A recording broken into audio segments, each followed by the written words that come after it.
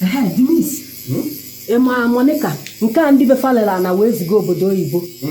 Nna asị na edipọtụ gị ya from Dubai and ịma na ọsọsọ ya ka amụta. Edipọtụ gị na Dubai, sọsọ ya ka amụta. Si aka amụta defa, amụta mmadụ taa nwaanyị. Amụ enyi ya nwoke tali ya ka ọ gịnị ya, ọ tara m.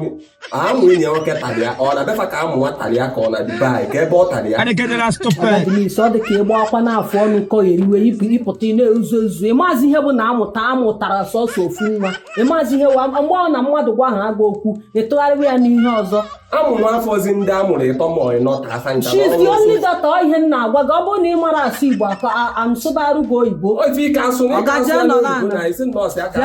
na kpụọ afọ ọnụ ị na-akpụ ime njenwu n'ebe a na-akpụ isi akpụ ọgụ afọ ọnụ. Mgbe ọbụla ije yọrọ klip yeri ya na-akpụ afọ ọnụ ịkwụcha ya ọ dịka ebe a takabara ataka. Ya nje yọ klip na-enyo m.